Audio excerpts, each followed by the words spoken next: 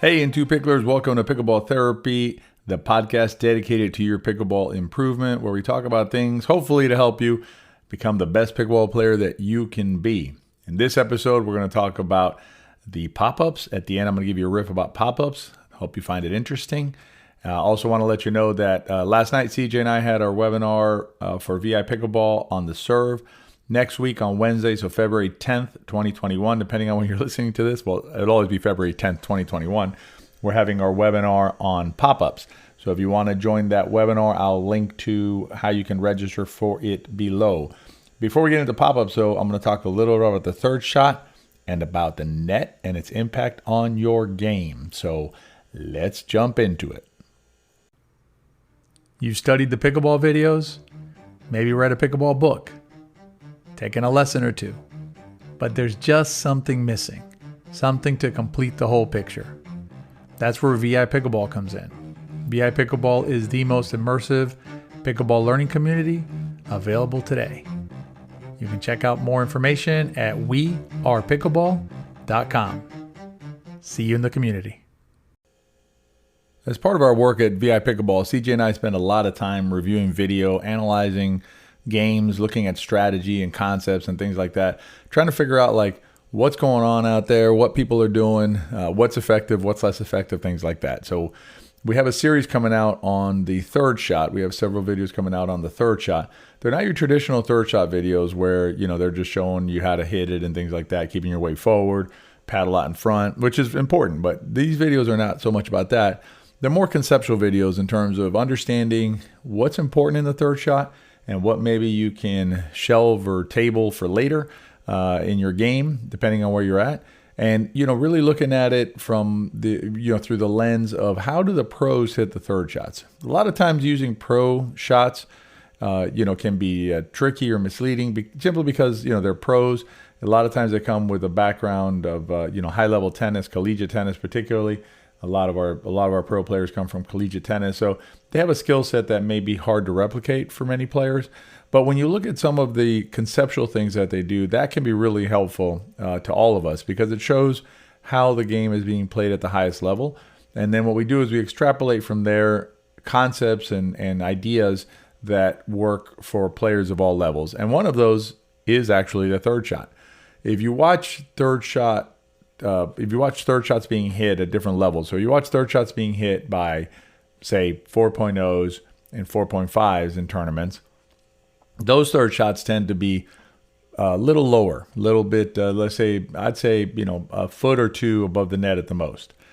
But when you watch the pros play, their third shots are 2 to 4 feet above the net. So what's interesting is the higher the level, the higher the arc of the third shot as it clears the net. Obviously, when I'm talking about height, I'm talking about the apex of the ball, so the highest it reaches before it starts descending into the non-volley zone on the other side. And what's interesting is even the best players, so you're looking at, you know, Ben John, Simone, Kyle Yates, players like that, their third shots are really clearing the net. And there's a reason for that. It's not that, you know, they would, I'm assuming they would prefer to hit lower balls that we're going to be a little harder for their opponents to handle, that, you know, that maybe get it to their feet, maybe hit a winner, things like that. I mean, they're always trying to win the rally, right? But what the pros understand, and what I think is helpful for us to understand, is that their number one opponent, or the number one enemy, if you will, on the court is the net. It is not your opponent. It is the net. Your opponent might win some rallies from you. They might slam a ball here and there. They might hit a great shot here and there and things like that. But the one opponent that you cannot beat no matter what is the net. Even the out of bounds you can beat. And the reason you can beat the out of bounds is because your opponents interfere with the ball. So basically they engage with your shot. So even if the ball's going, you know, 5 feet out of bounds, you might be saved by your opponents. But no one can save you from the net. So what it shows us, you know, their mentality, the pros' mentality on the third shot, on those types of shots. Basically, third shot, I'm talking here about any time you're trying to neutralize. It could be a third, a fifth, a seventh. Could be a reset shot. Anytime that you're trying to stay alive and you're not at the non-volley zone line, your number one priority by a mile is to clear the net. Now, if you want to practice this, there's a good drill that we came up with here. I hadn't seen it before, but I think it's a really good drill that we use here, which is basically it's a transition game drill. And what you do is you place one player at the non-volley zone line. That's basically the feed player, if you will. And then the active player, the really working player, both have a role, and you'll understand in a second, but the working player is in the transition zone. And the transition zone can be 2 or 3 feet in. You can stand wherever you're comfortable that you want to work. But the key is you don't really move from there, except as you need to hit the ball. You try and stay in that position, so you work on shots from that position. You can also do it from the baseline, but here we're doing a transition zone one. And basically the feeder, so the player at the non-volley zone, starts the rally or starts to drill by hitting a ball, kind of a normal ball to the other player, like return or serve sort of ball, kind of normal trajectory, not a slam, normal ball. Then the working player in the transition zone is trying to make the ball drop or bounce inside the non-volley zone. If the ball bounces in the non-volley zone area, then it is 1 point to the working player. The player in the transition zone gets 1 point. If the ball is hit in the air by the feeding player or the player at the non-volley zone line, there's no point. And if the ball hits the net or is missed by the working player in the transition zone, that is 3 points to the feed player, the player at the non-volley zone. So basically, the only way you can score points is by actions taken by the working player, the player in the transition zone. Either a ball bounces in the non-volley zone line, 1 point to that player, or the ball hits the net or is missed, and 3 points go to the opposing player. You'll see how quickly your mind will, we try and work with the reptile, the lizard part of our brain that doesn't want to lose things and wants to get things. And that part of the brain will hate the fact that you're giving up 3 points when you hit the net. And it'll really change your mentality about avoiding the net and make you clear that net, which again is exactly what the pros do when they're hitting those sorts of shots. So next time you're out there, work on that a little bit. Keep in mind that you want to clear the net. Do not let the net beat you. If your opponents beat you, good for them. If the net beats you, that's on you. We're going to talk about pop-ups in a second. So if you're interested in pop-ups and want to know more about them and their impact on your game, stay tuned. You'd like to help your friend or family member learn how to play pickleball. But how? Now it's easy. Pick up a copy of Play Pickleball, a Beginner's Guide.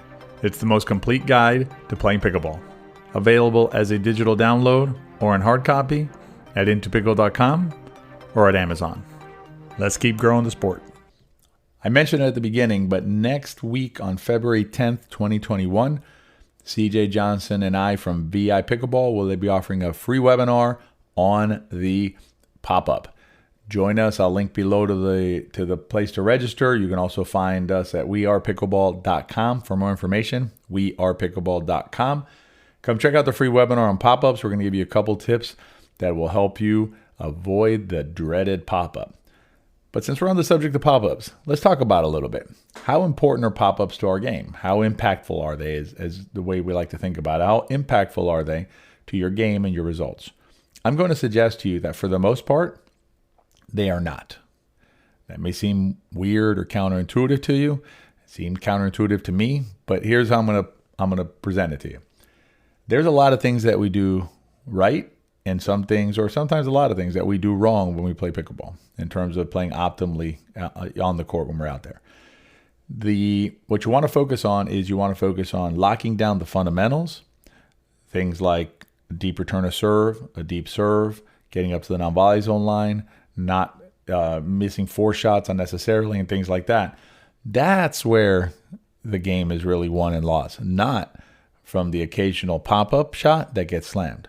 The pop-up, I think, holds an oversized presence in our minds because of its fairly traumatic effect, right? You're popping the ball up. It's an awful second, floating up there in the air as it leaves your paddle, and it's popped up. And then your opponents are slamming it back at you gleefully, or you or your partner gleefully. So it's a little embarrassing. It's a little, it sucks. Let's just say it sucks to pop the ball up, right? But is it really that impactful to your game? I'm going to suggest to you that when you look at it objectively, it really isn't. So minimize those pop-ups, but I guarantee you that there's at least 10 other areas of your game that you could focus on other than pop-ups that will have a much greater impact on your game. That's it for this episode of Pickleball Therapy. We are at episode number 24, so we're getting almost to the first quarter of our 100 episodes, so that's good. I hope you enjoyed it. If you enjoyed it, please share it with your friends. If you enjoyed it, they probably will too. Stay well out there, and we'll see you next time.